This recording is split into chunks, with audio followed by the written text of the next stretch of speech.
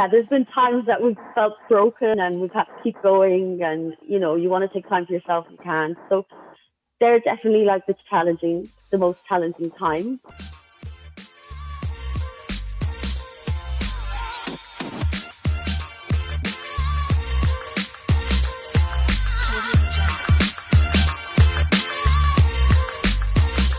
Today on the podcast, I have the pleasure of speaking with Sinead Campbell, who, along with her partner Lee Johnson, started the very successful street food concept Barbecue Dreams, went on to win the BBC television programme £1 Million Menu, and in late 2019 opened up their very own restaurant, Bong Bongs in Hackney.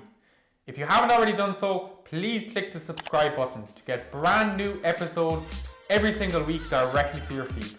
Sinead Campbell, it is fantastic to have you on from Tuam to London, RTE to BBC, and Barbecue Dreams to Bong Bongs and Hackney. Bong. We have a lot to talk about, so we're not going to beat around the bush at all. We're going to go straight into it. Give me the kind of the background. Give me the kind of the elevator pitch of, I suppose, right up to kind of pre Bong Bongs.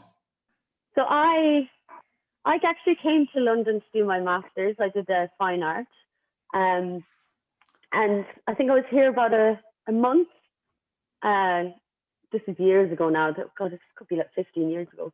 And I met Lee within a month of being here. And we always just loved food. Always, like, we'd broke, but we'd spend our last pennies on eating out and things like that. We just loved it. We both had a massive passion for it.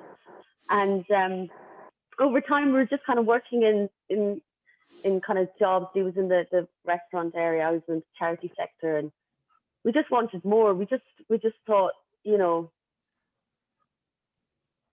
don't we follow our passion, and why don't we do food? And because Lee's background is Filipino, and there wasn't really Filipino, there wasn't many Filipino restaurants in London. We kind of thought like that would be a good area. There was a gap in the market, and we should, follow our passion with Filipino food, and that's kind of how it started. So we initially just started on like doing street food. We actually started on Hoxton Street, it was a council market, and we kind of bought all the gear that we thought we needed, which turned out to be all the wrong stuff, and we just kind of we just set up a pitch and started to sell our Filipino food, and that's kind of really where it kind of started and how the journey began. So that was Barbecue Dreams.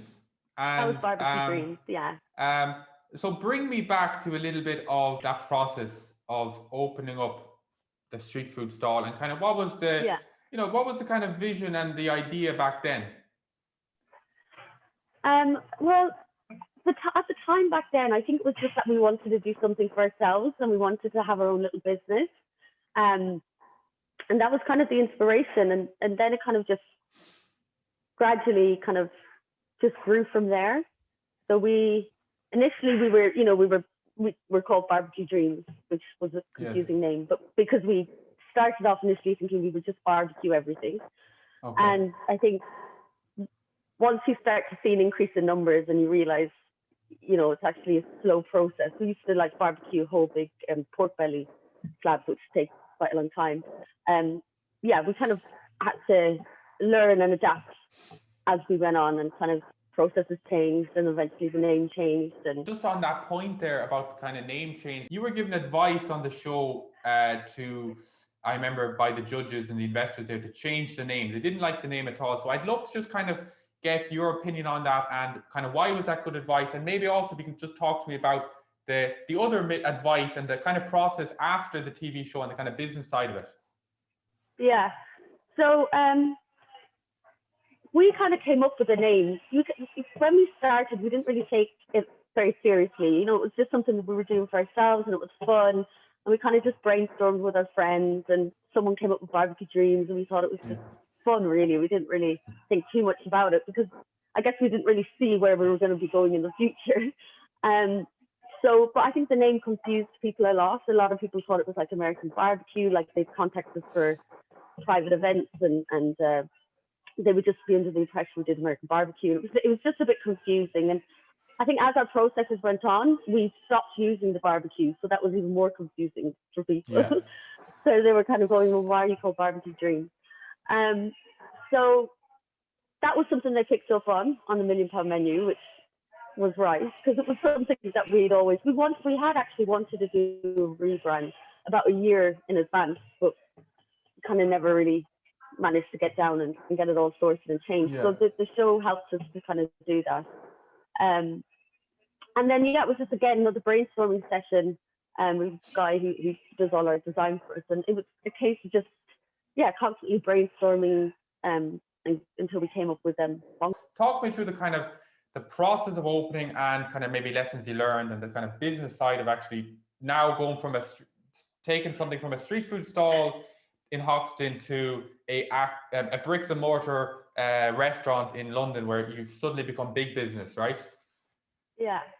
So I think, well, for us, actually, we were all self-funded for the restaurant. So we did it all ourselves. So a lot of it was done on a budget, which I think is why it's been described as totally bonkers, because it wasn't like a mismatch of mine and Lee's personality and just whatever we could get our hands on. And there was stuff from our house in there, like our own furniture, just, it was done on a budget.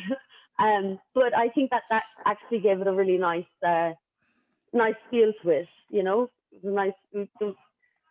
People enjoyed it. It was totally bonkers, and so I think the process was just a lot of hard work from us, and doing things on a budget. It's hard to explain, really. We had a lot of support as well, though, because there's a big community of street food traders who've gone on to have restaurants. So there were people that we could get advice from and who helped us with that process as well. But generally, we just got stuck in and we just did it. We kind of just went for it. And we were happy with the results. It was fun. I mean, it's closed now, but it was definitely a fun process. But I think my point is you can achieve things without having lots of money behind you. And, if you get stuck in, get your hands dirty, you can, you don't need massive investment behind you, for example. You can achieve your goals in other ways. Very good. Okay, I think that's interesting because a lot of people would look at a city like London and think of opening a restaurant in London is just, it's just insane, and it's so expensive. So I suppose can you talk me through maybe some of the kind of lessons you learned through that process of actually opening, like? Yeah, well, I think what was good for us before we had the site in Hackney Road, we actually did 6 months on the rooftop of John Lewis. Yes, yeah, I saw that. And that was essentially the biggest learning curve for us, because that was a big team, it was a big operation, and they had a lot of customers visit the rooftop. So that kind of threw us in the deep end. And I think then the transition to opening Bong Bongs on Hackney Road was actually quite smooth, because we had learned so much from that summer, that really busy summer. So I think the transition was fine. We were lucky that we had all that experience beforehand, so we knew where we had gone wrong and we knew what to improve and how to do that. And it was hectic. I mean, it was still like a massive learning curve, and but I think with that experience behind us, that really helped us. Yeah. Very good. And you touched on it there, Sinead, and I'd love to ask you about it, because obviously it's been a wicked, it's been a hard kind of experience for, obviously for businesses, especially the last couple of months. And you mentioned that Bong Bongs is closed. Can you kind of will we see Bong Bongs again, or what's the kind of update on that? Yeah, for sure. We definitely want to see Bong Bongs out there again. I think, with everything going on, it was just the right decision for us to just close at that time. But it's, never say never. You just have to kind of ride out those waves and see what happens. At the moment, we're kind of focusing on our sauces, meal kits, takeaway. Like everyone here is pretty much doing that kind of path. So we're just going to wait it out, and when this is all over, I guess kind of reassess and reevaluate and see what we can do and where we can open a new site and things like Yes, that. very good. I'm very interested in kind of consumer attention in the restaurant industry, and um, how will the pandemic, and I'd love to get your view on this, especially kind of with the idea of kind of opening something down the line, whether it's Bong Bong, whether it'll be slightly different. But what Yeah. do you see any kind of changes in the direction of the restaurant industry, post COVID? Yeah, I mean, I think from what I'm seeing here at the moment, I think a lot of people are looking at other ways to make money. So, for example, like the sauces and meal kits, and I think that kind of stuff might continue once like COVID is over and restaurants are back open. I think I don't know. I think maybe there'll be a shift with rents and things like that. Maybe it'd be, I think people it's kind of exposed the side of actually like how margins are tight and how hard it is to Yeah. have a restaurant and with the rents and everything. So maybe after COVID, things might be a little better in a way if we to look at the positive things. If there can be more support for restaurants in terms of like the financials and rents and all of these big costs Yeah. that they have, which can make it quite difficult. Um, but I also think that there's going to be, people are excited to get back out to restaurants. It's not quite the same, is it? Like eating at home than the Yeah. atmosphere of a restaurant. So hopefully there'll be a big influx of like people coming out again when it's safe and kind of enjoying the restaurant experience. Yeah, because I think it's been hard for people not having that side of enjoyment in their life. So well, we'll Yeah, see. for sure. Hopefully, as you say, there'll be a kind of an appetite and Yeah, demand. I think we saw it during well, certainly, I'm not sure about over there, but I know in Ireland when the lockdowns were lifted and we went through various lockdowns, there was a huge surge and you could barely yeah, book a restaurant. So yeah.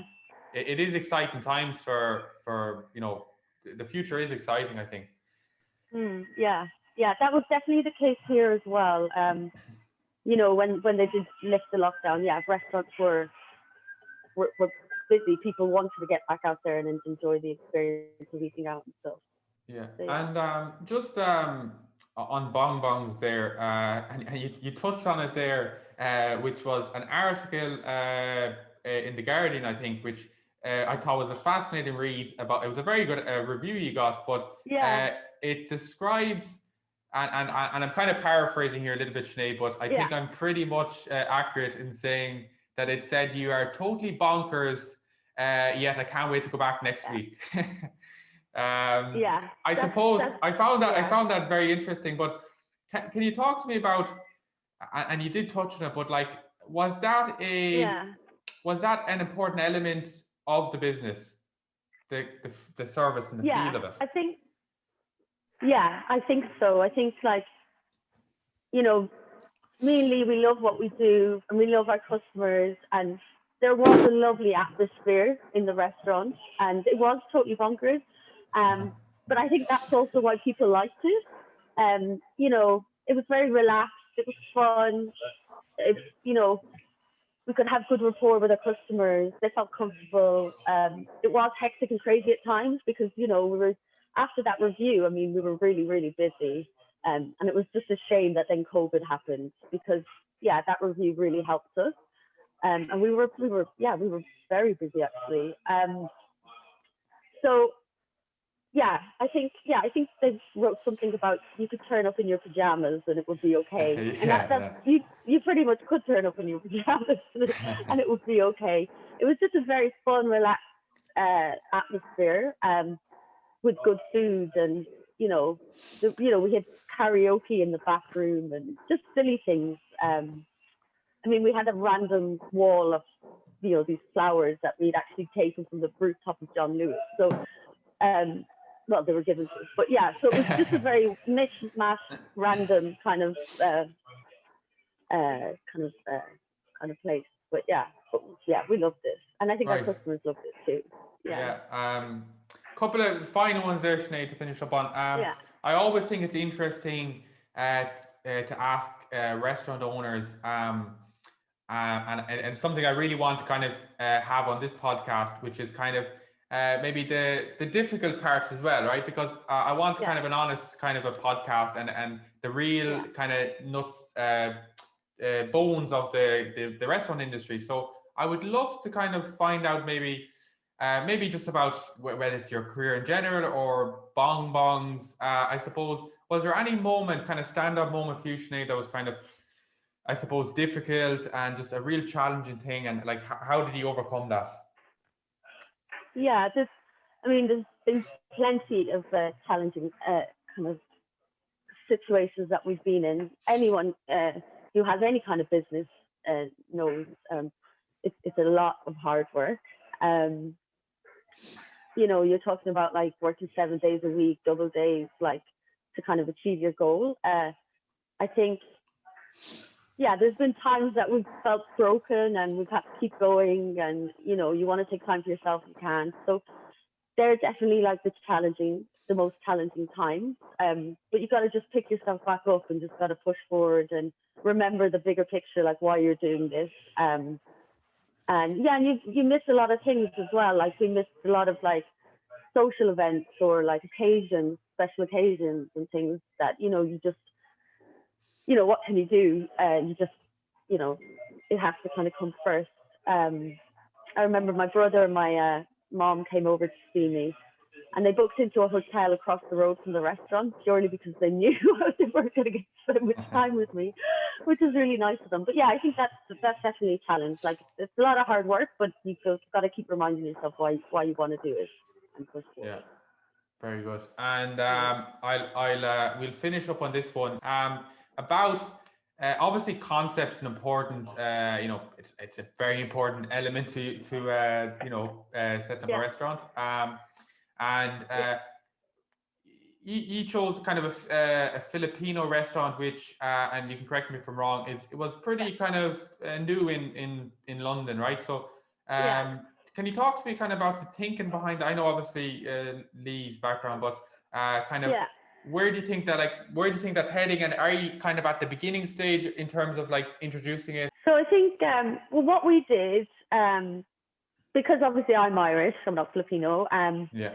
and Lee's half Filipino. We kind of took the elements that we like about Filipino food, but I guess because I'm Irish, it was more inspired Filipino food, and I think that helped introduce other people who might not be familiar with Filipino food into trying it.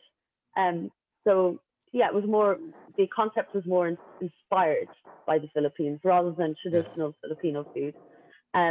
And I think that helped us, you know, helped our customer base and things like that, because once people tried it, they enjoyed it, and it was a new type of food for them to kind of explore further.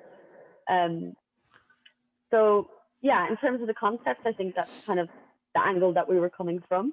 Um, when it's not traditional, it's inspired, and Yes. that's Okay. kind of Let me suits us. just, and sorry to cut across, Sinead. I just want to pick up on Yeah, that that's point it. because I think it's actually very interesting, and it's one thing that I always speak to new startups that I work with, um, Yeah, which is the idea of introducing a concept like that. Like a lot of the times, you have to kind of adapt it to your local environment, right?